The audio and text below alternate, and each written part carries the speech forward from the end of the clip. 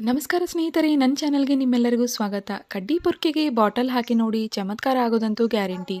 ಹೌದು, 100, 200, 500, 1000 ರೂಪಾಯಿ ಉಳಿಸ್ತೀರಾ. ಹಾಗಿದ್ರೆ ಬನ್ನಿ, ಯಾವ ಟಿಪ್ ಅಂತ ನಿಮಗೆ ತೋರಿಸ್ಕೊಡ್ತಾ ಇದ್ದೀನಿ.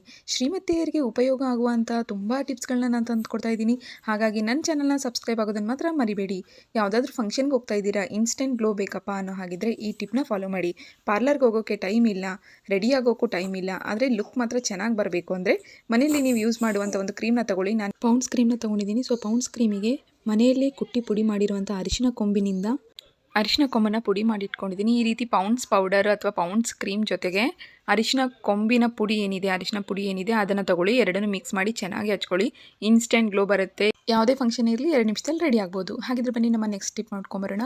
ಕಡ್ಡಿ ಪೊರ್ಕೆಗೆ ಬಾಟಲ್ ಹಾಕಿದರೆ ಶಾಕ್ ಆಗ್ತೀರಾ ಅಂತ ಹೇಳಿದ್ದೆ. ಹೌದು, ಈ ಟಿಪ್ ನೋಡಿದ ಮೇಲೆ ನೀವು ಶಾಕ್ ಆಗೋದಂತೂ ಗ್ಯಾರಂಟಿ. ನಾನಿಲ್ಲಿ ಒಂದು ಯೂಸ್ ಆ್ಯಂಡ್ ಥ್ರೋ ಬಾಟಲ್ ಏನಿದೆ ಅದನ್ನು ತೊಗೊಂಡಿದ್ದೀನಿ. ಈ ರೀತಿ ಒಂದು ಬಾಟಲ್ನ ತೊಗೊಳ್ಳಿ. ಒಂದು ಸಣ್ಣದು 10 ರೂಪಾಯಿ ಬಾಟಲ್ ಏನು ಬರುತ್ತೆ ಅದನ್ನು ತೊಗೊಳ್ಳಿ. ನಿಮಗೆ ಬೇಕಾದರೆ ನಿಮ್ಮ ಕಡ್ಡಿ ಪೊರ್ಕೆಯ ಕ್ವಾಂಟಿಟಿ ಎಷ್ಟಿದೆ ನೋಡಿಕೊಂಡು ನಿಮಗೆ ದೊಡ್ಡದು ಬೇಕಂತ ತೊಗೊಳ್ಳಿ.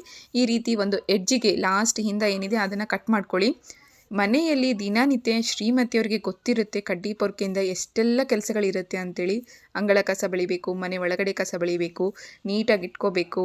ಹೊರಗಡೆ ಆಗಲಿ ಒಳಗಡೆದಾಗಿರ್ಬೋದು ಅಥವಾ ಒಂದಿಷ್ಟು ಹೊಲಸುಗಳಾಗಿರ್ಬೋದು ಎಲ್ಲವನ್ನು ಕ್ಲೀನ್ ಮಾಡೋಕ್ಕೆ ಕಡ್ಡಿ ಪೊರ್ಕೆ ಬೇಕೇ ಬೇಕಾಗುತ್ತೆ. ಈ ರೀತಿ ಕಡ್ಡಿ ಪೊರ್ಕೆ ಏನಿದೆ ದಿನಾಲು ಯೂಸ್ ಮಾಡೋದ್ರಿಂದ ಒಂದೊಂದೇ ಕಡ್ಡಿಗಳು ಹೋಗ್ತಾ ಇರುತ್ತೆ. ಈ ರೀತಿ ಕಡ್ಡಿಗಳು ಹೋದಾಗೆಲ್ಲ ಏನಾಗುತ್ತೆ, ನಮಗೆ ಮಂತ್ಲಿ ಒಂದು ತೊಗೋಬೇಕಾಗುತ್ತೆ. ಈ ರೀತಿ ಮಾಡೋದ್ರಿಂದ ನಮ್ಮ ದುಡ್ಡು ತುಂಬಾ ಖರ್ಚಾಗುತ್ತೆ. ಆದರೆ ಈ ಟಿಪ್ಪಿಂದ ನಿಮ್ಮ ದುಡ್ಡು ಉಳಿಯುತ್ತೆ. ಹಾಗೆ ಇದಕ್ಕೆ ದಾರ ಕಟ್ಟೋದು ಬೇಡ, ಯಾವುದೇ ರೀತಿಯಾದಂಥ ವೈರ್ಗಳು ಹಾಕೋದು ಬೇಡ. ಜಸ್ಟ್ ಹಿಂದಿನ ಬಾಟಲ್ ಹಿಂದೆ ಇರುವಂತಹ ಪಾರ್ಟ್ ಏನಿದೆ ಅದನ್ನು ಕಟ್ ಮಾಡ್ಕೊಳ್ಳಿ. ಮುಂದೆ ಏನಿದೆ ಹಾಗೆ ಇರಲಿ. ನೋಡ್ತಿದ್ದೀರಲ್ಲ, ಈ ರೀತಿ ಹಾಕ್ಕೊಳ್ಳಿ. ನಾನಿಲ್ಲಿ ಕಡ್ಡಿ ಪೊರ್ಕೆಗೆ ಬಾಟಲ್ ಹಾಕ್ತಾ ಇದ್ದೀನಿ.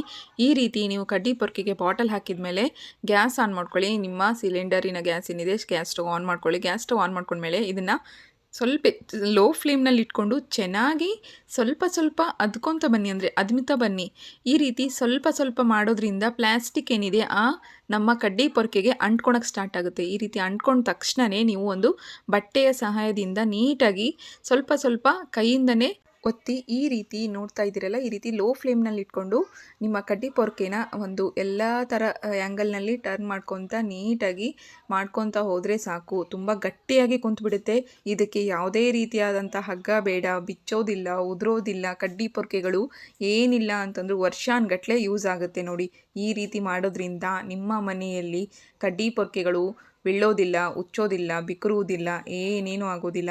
ಸ್ನೇಹಿತರೆ, ಈ ವಿಡಿಯೋ ನಿಮಗೆ ಇಷ್ಟ ಆದರೆ ನನ್ನ ಚಾನಲ್ನ ಸಬ್ಸ್ಕ್ರೈಬ್ ಆಗಿ, ಹಾಗೆ ಪಕ್ಕದಲ್ಲಿರುವ ಬೆಲ್ ಐಕಾನ್ನ ಕ್ಲಿಕ್ ಮಾಡಿ. ಮೊದಲಿಗೆ ನಿಮಗೆ ನೋಟಿಫಿಕೇಷನ್ ಸಿಗುತ್ತೆ. ಹಾಗೆ ನಿಮ್ಮ ಫ್ಯಾಮಿಲಿ ಫ್ರೆಂಡ್ಸಿಗೆ ಕೂಡ ಶೇರ್ ಮಾಡೋದನ್ನು ಮರಿಬೇಡಿ. ಧನ್ಯವಾದಗಳು.